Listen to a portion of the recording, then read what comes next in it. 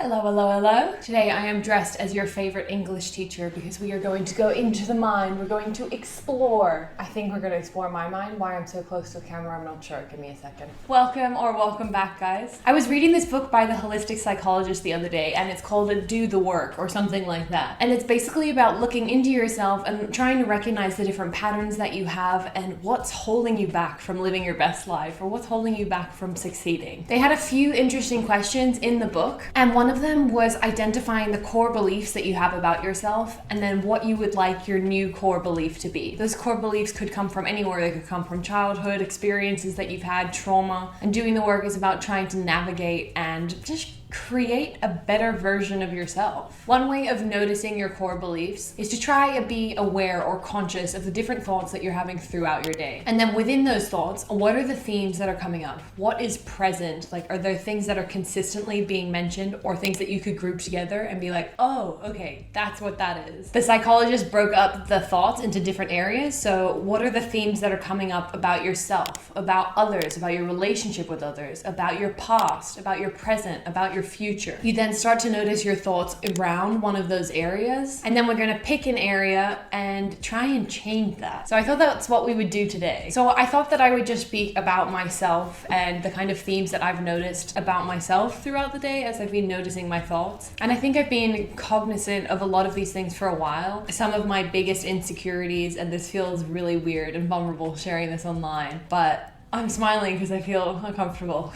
Okay. The themes that keep coming up for me about myself are things like a fear of being seen or a fear of not being enough. And out of all of those thoughts that I've had in all of those different categories, I think that those two would have the biggest impact on my life if they were to be different. I don't really think that I'm going to try and unpack too much about where those thoughts have come from, but I do think that I'm not enough has been in my life for a while. I mean, I have a history of eating disorders and things like that, so clearly I've got some internal monologue going on trying to pick apart myself because I was never enough as I was. So I have a history of like identifying with that phrase. And to be honest, I think that I am kind of living in that core belief because at this point, that's been my whole life, and it's really terrifying to change that. Like, as shitty as it feels, identifying with all of that, I don't know what being enough would feel like. It's terrifying to take that leap and to make that change and to kind of go into the unknown in terms of my mind and my thoughts. It feels really uncomfortable but exciting. The thought that I am enough exactly as I am right now, and I'm deserving of the things that I want. And by extension, so are you, if you're identifying or resonating with anything that I'm saying. Like, who are you not enough for and why? A big why that I can think of is like capitalism and all of these products that we're sold all of the time saying that we need to have perfect skin, we need to look a certain way, we need to have a certain body type, we need to make X amount of money. And capitalism is just about shaming us into buying products. Like, that's all it is. So it's a colossal waste of our time and our money thinking that we're not enough. So I can kind of see where the I'm not enough thing comes from. But I also think that that really links into that fear of being seen. I suppose the other angle of it is if we are truly enough as we are right now, other people might not have realized their power yet, and they might try and put us down. Particularly women in this case is what I'm thinking of, is that there's such a history of women owning their power and being like, oh, I look fucking hot right now. And then people being like, you're kind of mid. So I can completely understand that it is terrifying to feel like you're stepping into your confidence and your power, and then you're showing that to the world, and then the world is being like, calm down. Like, that's a really scary thought. But that's what I feel like my body and my mind want to be doing. I want to be stepping out into the world the most confident version of myself, following my intuition and following the paths that I want to go down just because I want to go down them. But in order to make other people feel comfortable and to make other people happy or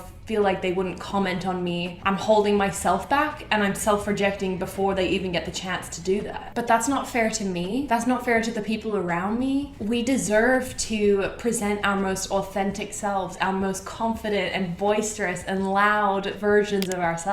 We deserve to be authentic in our expression, whatever that looks like. And I mean, I know that's what I'm attracted to. I love people who, no matter who you're with, they are just the same. And I really try my best to be like that. But I do think think I mitigate a lot of like my own shine or my own power because I am scared about what people will think of me. And I know that's silly, but it is the case. And I just don't really want to live like that anymore. I saw this beautiful little cartoon the other day saying, what if letting yourself shine means becoming a lighthouse for others? And what if we're here to guide one another home safely? How beautiful is that?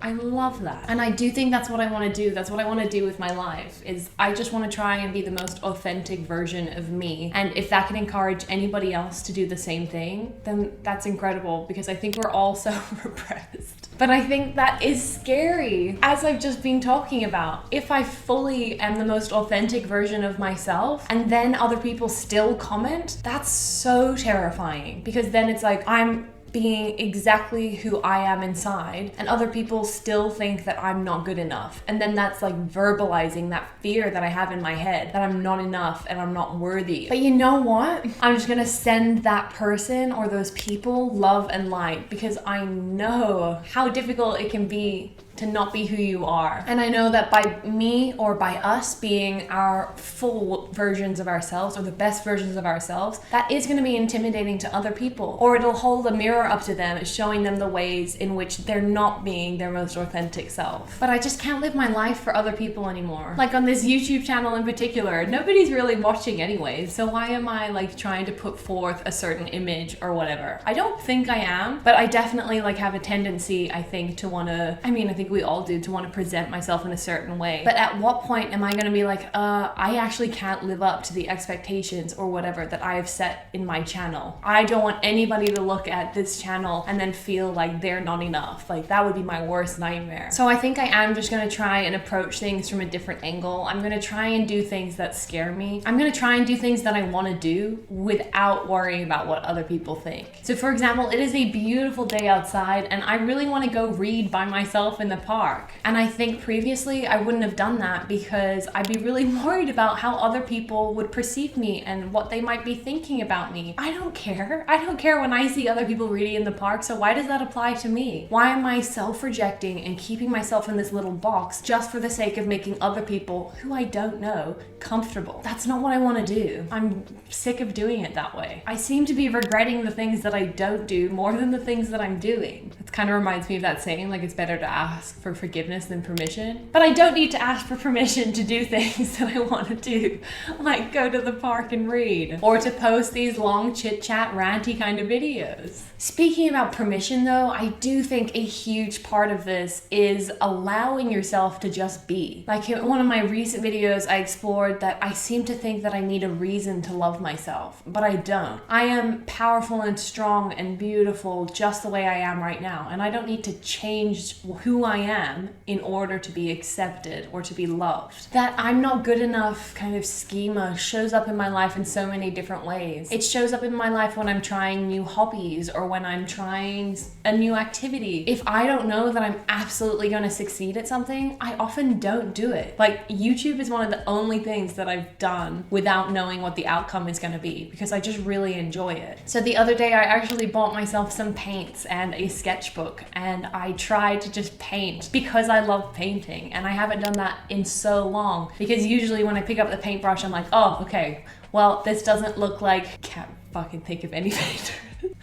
This doesn't look like a professional painter's work, so why am I doing it? It's like, well, you're doing it just because. I don't need a reason to do it. I don't need a reason to look at myself and say you are enough, and neither do you. I don't need a reason to pick up a paintbrush and paint, because honestly, what is the emotional cost of not being authentic? What are you sacrificing every time you present yourself online as somebody that you're not? Holding up that mask of not being who you really are is so much more taxing than just letting it go. And I do know how scary it can be. I know that that fear of what other people will say is really, really intense in a lot of us. And I think by design of society, it's supposed to be that way. We're trying to fit in to new trends. Like, we don't want to feel left out. It's embarrassing to feel like you're being left behind, or embarrassing to feel like you're not cool. Like, nobody wants to feel that feeling of not being in the in group. But how much time and money would we save if we were just like, yeah, nah, that's good. You do you. And I'm gonna do me. I think a quote that kind of really summarizes that little point is the fact that art is subjective, right?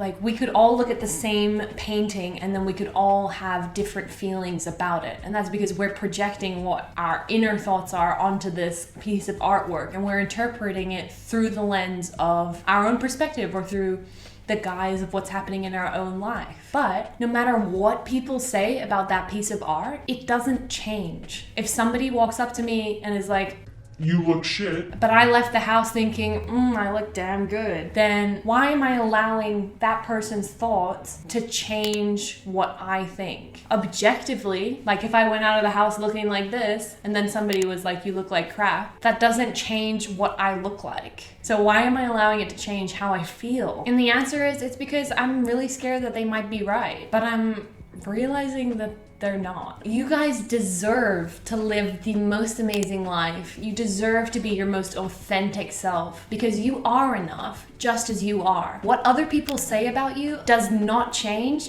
the person that you are. You're kind, you're brilliant, you're intelligent, and you are so much more powerful than you know. So when somebody sends you negativity, that's none of our business. How other people perceive you, not my problem. I kind of love that quote. I know it's not Tom Holland's quote, but I've only heard him saying it recently. I can't remember where the original quote is from, but it's where he says, well, if somebody doesn't have my number, then they don't know me well enough to have an opinion about how I live my life. If I'm out there in the park and I'm painting by myself and somebody wants to come up and comment on that, which I don't even think they would. Seriously, do I know you?